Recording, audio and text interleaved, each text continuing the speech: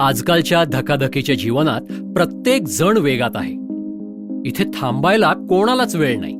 यांत्रिकीकरणाच्या पसाऱ्यात माणसाची शांतता, सुख, चैन सर्व काही हरवलेलं आहे. वायू प्रदूषण, ध्वनी प्रदूषण, जलप्रदूषण या सगळ्यामुळंच माणसाचं आरोग्य धोक्यात आलं आहे. केमिकल युक्त खते आणि जहरी कीटकनाशके यांच्या प्रभावाने अन्नधान्य, भाज्या, फळफळावळ या सगळ्यात DDT, कॅडमियम, युरिया यासारखी घातक विषारी रसायने शिगोशीग भरलेली आहेत. रोजचं अन्न इतकंच काय, आपल्या घरी येणारं दूध सुद्धा या विषानं प्रभावित झालेलं आहे.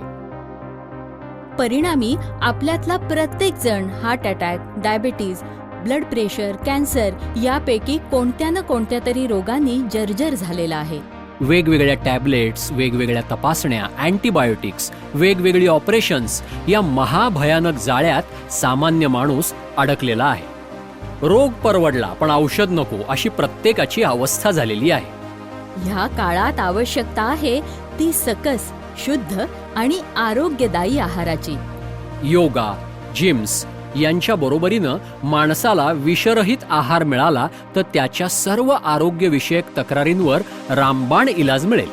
अत्यंत पुरातन अशा आयुर्वेदिक ग्रंथांच्या अभ्यासानंतर आमच्या असं लक्षात आलं की मानवी शरीराला सुदृढ आणि बलवान तसंच रोगविरहित बनवण्यासाठी केवळ देशी गाईचं दूध हा एकमेव आहार अत्यंत परिणामकारक आहे.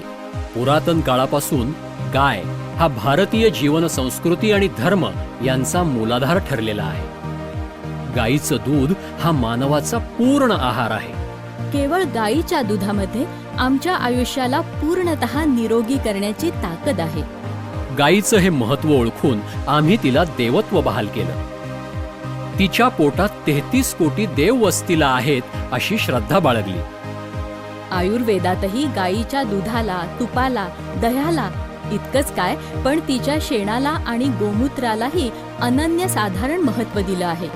ह्या पंचगव्यात मानवाच्या प्रत्येक रोगावर उपचार आहेत. आपल्या 8व्या अवतारात प्रत्यक्ष भगवान विष्णूंनी गोपालकृष्ण बनून गोपालन आणि गोरक्षण केलं ते एवढ्याचसाठी. वेदकालापासून कामधेनू रूपाने आपली माता ठरलेली गाय आज मात्र हतबल झाली. रसायनयुक्त चारा खाल्ल्याने आता गायीच्या दुधातही युरियासारखी अतिहानिकारक द्रव्य सर्रास आढळू लागली. दूध उत्पन्नात अधिक नफा कमवण्यासाठी मानवानं संकरित गायींची पैदास केली. जर्सी, हॉस्टन यासारख्या गायींना आयात करून देशी गायींचं अस्तित्वच धोक्यात आणलं. रोज घरात येणारं भेसळयुक्त, रसायनयुक्त दूध यामुळं हैराण झालेल्या शहरवासी नागरिकांच्या आरोग्यासाठी काहीतरी वेगळं करण्याची आवश्यकता आहे. आणि त्यातूनच कल्पना निघाली वृंदावन थारपारकर देशी काऊ क्लब या संकल्पनेची. पुण्याजवळ भुकुम इथे श्रीयुत चंद्रकांत भरेकर यांनी आपल्या 25 एकरच्या परिसरात ह्या क्लबची स्थापना केली 2014 सालच्या पाडव्याच्या मुहूर्तावर. या क्लबच्या माध्यमातून आम्ही या ठिकाणी देशी गाईचं संवर्धन करतोय.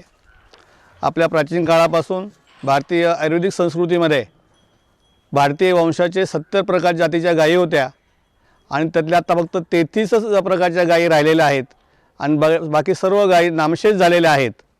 ही जी थारपारकर नावाची गाय आहे, बाडमेर जिल्ह्यातील भारत पाक सीमेच्या बॉर्डरवरून आणलेल्या ह्या गायी आहेत. अतिशय प्रतिकूल परिस्थितीमध्ये ह्या गाया तिथं झगडत असतात आणि युद्धाच्या टायमाला या गायींनी आपल्या भारतीय सैनिकांना दूध पुरवलेलं आहे. आणि अशा प्रकारची सुंदर अशा उन्हाच्या तडक्यामधून वाचणारी ही गायी आम्ही या ठिकाणी निर्माण करतो आहे. आणि या गायीच्या माध्यमातून नामशेष पावलेली एक पुढं इतिहासामध्ये आपल्याला मुलांना हे दिसलं असतं किंवा थारपारकर नावाची एक गायी होती पण तिचं ब्रीड या देशामध्ये राहिलं नसतं.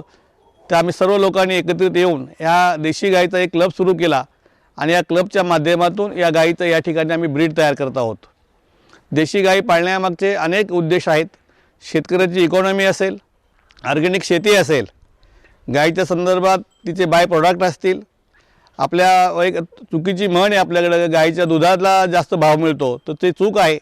गायीच्या गोमूत्रातून जास्त पैसे मिळतात पण त्याची तुम्हाला निर्मिती करता यायला पाहिजे आणि त्या निर्मितीच्या माध्यमातून आपण गायीची इकॉनॉमी, शेतकऱ्याची इकॉनॉमी आपण शेतकऱ्यांना या ठिकाणी समजावून सांगत आहोत या पंचक्रोशीतून आलेल्या सर्व शेतकऱ्यांना या ठिकाणी आम्ही गाईचं संगोपन कसं करतात या संदर्भातलं मोफत ट्रेनिंग या ठिकाणी आम्ही शेतकऱ्यांना देत आहोत आणि त्या मोफत ट्रेनिंगच्या माध्यमातून पुढच्या काळामध्ये यातून काही गायी आम्ही शेतकऱ्यांकरता देणार आहोत.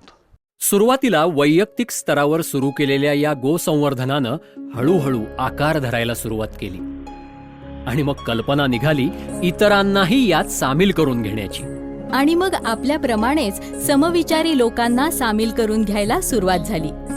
क्लबचे मेंबर होण्यासाठीची सर्व माहिती आपल्याला ऑफिसमध्ये मिळेल. हळूहळू पसारा वाढू लागला. थार पारकर गायींचं महत्त्व लोकांना समजू लागलं. आपल्या आरोग्याविषयी जागरूक लोकांची संख्या वाढू लागली. क्लबचे सदस्य वाढू लागले. गायीच्या चाऱ्यात कोणतेही विघातक द्रव्य जाऊ नये यासाठी गायींना इथे खास फार्मवर तयार होणारा सेंद्रिय पद्धतीने तयार करण्यात आलेला चारा खाऊ घालण्यात येतो. एक गाय दिवसाला 24 किलो चारा खाते. त्यातले 70% आपण त्यांना हिरवा चारा देतो, म्हणजे मका आहे, नेपियर गवत आहे, दशरथ गवत आहे, असे वेगवेगळ्या पद्धतीचे आपण त्यांना हिरवा चारा देतो. आणि 30% सुका चारा, जे त्यांना रवंत करायला आणि पचायला हलकं आणि मदत करते. आणि ह्याच्या व्यतिरिक्त जे आपण त्यांना न्यूट्रिशनल देतो, म्हणजे ज्याच्यातून त्यांना विटॅमिन्स, मिनरल्स, फायबर्स आणि प्रोटीन्स हे मिळतात, हे आपण त्यांना आंबवणातून देतो. प्रत्येक गाईला दिवसातून आपण 4 किलो आंबवण देतो, 2 किलो सकाळी आणि 2 किलो संध्याकाळी. त्या 2 किलोमध्ये आपण त्यांना मका आणि गहूचा भरडा देतो. मग त्यांना प्रोटीनसाठी आपण आजोला देतो, हायड्रोपोनिक देतो, नारळ देतो, गूळ देतो, मिनरल मिक्सचर आणि प्रोझाईम पावडर देतो. ह्या सगळ्यातून जो काय आंबवण त्यांना काही मिनरल्स आणि विटॅमिन्स डिफिशियन्सी आहे हेच त्यांना पूर्ण मिळते.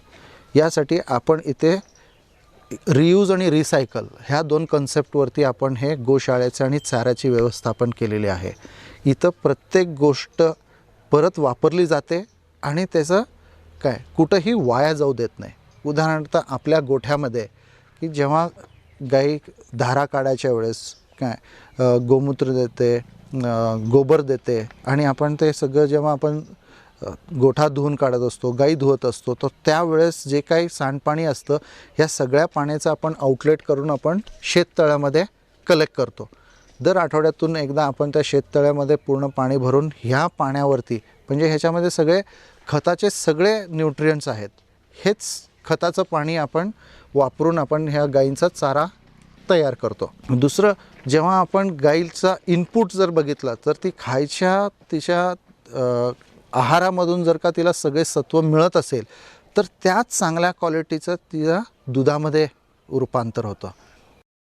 म्हणून आपल्याकडे मिळणाऱ्या दुधामध्ये इतकं औषधी आणि अमृततुल्य असतं की माणसांचे बरेचसे आजार आणि विकार, पोटाच्या आणि हृदयाच्या रिलेटेड जेवढे काय आहेत ते बऱ्यापैकी नुसतं दुधातूनच बरे होऊन शकतात.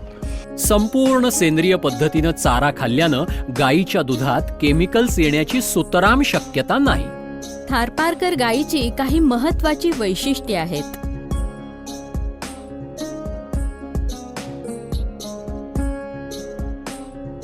ही गाय ही खूप मोठी वैज्ञानिक आहे. वैज्ञानिक म्हणजे ती आपल्याकडून चारा आणि पाणी एवढं खाते, पण तिचं सगळ्यात मोठा प्रतीक आहे तो सूर्यकेतू नाडी आहे. ते भारतीय देशी गोवंशाचं प्रतीक आहे. तिच्यामधलं जे सूर्यकेतू नाडी आहे त्या सूर्यकेतू नाडी म्हणजे आपल्या सोलार रिसिव्हरसारखं काम करतं. ती चारा खाते, पाणी पिते आणि दिवसभर जेव्हा रवंत करत बसते तर त्यामध्ये सूर्याचे सगळे किरणं त्यामध्ये ती शोषून घेते आणि त्याच्यापासून तिचे दुधामध्ये औषधी गुणधर्म तयार होते. ज्याप्रमाणे यादवांचं राज्य हे गणराज्य म्हणजे लोकशाही प्रधान राज्य होतं, त्यात कोणीही राजा नव्हता, सगळेच गोपालक होते. त्याच धर्तीवर वृंदावन थारपारकर देशी काऊ क्लबची स्थापना करण्यात आली आहे. गाय जिच्या सहवासात संजीवनी आहे, अत्यंत सकारात्मकता आहे आणि मातेचं वात्सल्य आहे. जिच्या सहवासात तुम्ही तुमचा सगळा शिणवटा, सगळ्या विवंचना, दुःख, काळजी, शंका सगळं विसरून जाता. ह्या गायींच्या संगोपनात अपूर्व आनंद सामावलेला आहे. गाईचं केवळ दूधच नव्हे तर तिचं पंचगव्य जीवनकार्य आहे.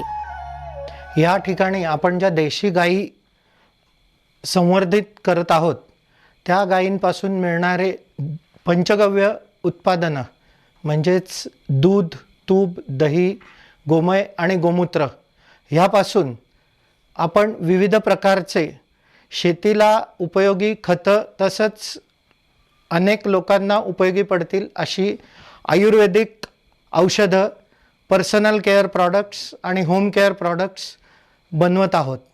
यासाठी आपण doctor Amod Sane, green pharmacy Pune यांचे सहकार्याने ही सर्व प्रॉडक्ट्स इथे बनत आहेत. या ठिकाणी आपण खते बनवण्यासाठी गांडूळ खत, दशपर्णी अर्क आणि जीवामृत हे 3 प्रकार तयार करून हे शेतकऱ्यांपर्यंत पोचवून त्या शेतकऱ्यांना हे जैविक खत ऑर्गॅनिक फार्मिंग करता यावं यासाठी हा प्रकल्प राबवत आहोत. तसेच या ठिकाणी जी प्रॉडक्ट्स बनवत आहोत त्यामध्ये पूर्णत्व करून गोमूत्र अर्क, अग्निहोत्र धूपकांडी आणि विविध प्रकारचे शॅम्पू, क्रीम, तेल, उटणे, उदबत्ती असे विविध प्रकार जे लोकांना वापरता येतील असे बनवत आहोत. इथे गोवंशाचं शास्त्रीय पद्धतीनं संवर्धन केलं जातं. हा गोवंश अधिकाधिक शुद्ध करण्याचे प्रयत्न केले जातात. गाय ही निसर्गातील चक्रीय कार्यपद्धती यशस्वीपणे आचरणात आणते. निसर्गातून तिला चारा मिळतो, पण याच्या बदल्यात ती निसर्गाला शेण आणि गोमूत्र यांच्या माध्यमातून सेंद्रिय खत आणि कीटकनाशक तसंच मानवाला आरोग्यदायी अशी अनेक औषधं देत असते.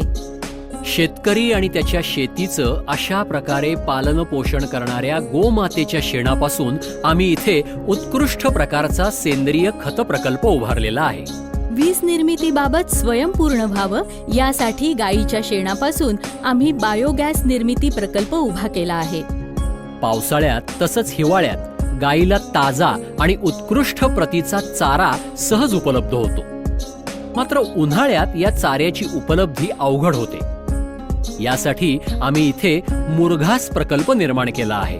ह्या क्लबमध्ये हॅपी काऊ क्लब कन्सेप्ट राबवण्यात येत असून संपूर्ण गोशाळेत उत्तम शास्त्रीय संगीत ऐकवलं जातं. त्यामुळे गायींच्या आरोग्यात उत्तम वाढ झाल्याचं जाणवलंय.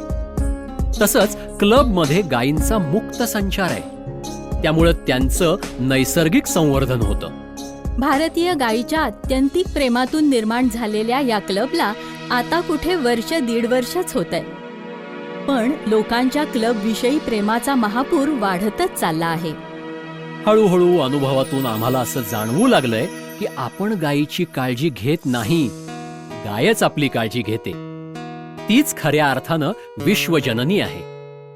गायीचं शेण, गोमूत्र तसंच दूध यापासून उत्कृष्ट प्रतीची औषधं, सौंदर्य प्रसाधनं तसंच संपूर्ण शास्त्रशुद्ध पद्धतीनं तयार केलेलं आणि पूर्णतः सेंद्रिय असलेलं गायीचं तूप यांचीही निर्मिती क्लबद्वारे करण्यात येते. थारपारकर गायींची संख्या वाढावी, त्यांचं संवर्धन व्हावं, गावागावातल्या शेतकऱ्यांनी त्यांचं पालन पोषण करावं यासाठी आमचे विशेष प्रयत्न आहेत. देशी गायींच्या संवर्धनाच्या बाबतीत प्रत्येक शेतकऱ्यानं स्वयंपूर्ण व्हावं याबाबत अधिक चर्चा करण्यासाठी शेतकऱ्यांचं क्लबमध्ये स्वागत आहे. गोसंवर्धनामध्ये वैदिक, विज्ञान, तंत्रज्ञान आणि अर्थशास्त्र या सर्व दृष्टिकोनातून स्थापन झालेल्या या क्लबमध्ये आपणही सामील व्हावं असं आवाहन आम्ही आपणास करत आहोत. केंद्र सरकारची आणि राज्य सरकारची सुद्धा राष्ट्रीय गोकुळ मिशन नावाची संकल्पना आहे. त्याच्यामध्ये प्रोजेक्ट स्थापन करायला केंद्र सरकार आर्थिक मदतसुद्धा करतं. परंतु या प्रोजेक्टचं वैशिष्ट्य असं आहे की आम्ही कोणती आर्थिक मदत न घेता शासनाची हा स्थापन केलेला आहे.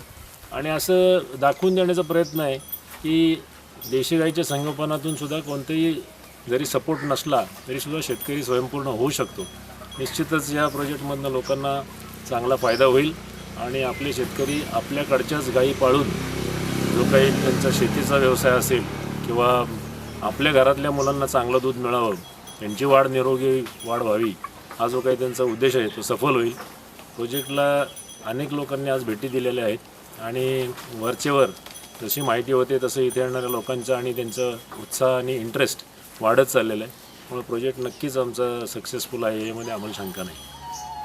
गंगेकाठच्या या संस्कृतीला कमीत कमी 10,000 वर्षांची परंपरा आहे. आम्ही आजपर्यंत निसर्गाचं शोषण नव्हे, दोहनच केलं. ही परंपरा आपल्याला पुनरुज्जीवित करायची आहे. गाय ही असा पशु आहे जी गवत तोडून खाते, मुळे शाबूत ठेवून खाते. चारा खाऊन झाल्यावर ती तिथे शेण व गोमूत्र देऊन भूमी अधिक सुजलाम सुफलाम करून जाते. गायीच्या सहवासातून आपणही दातृत्वाचा हा गुण उचलला तर आपलं जीवन अधिकाधिक समृद्ध, विशाल आणि आनंदमयी बनेल. भूमातेचं आणि गोमातेचं हे बंधन आपण प्राणाप्रमाणे जपायला हवं.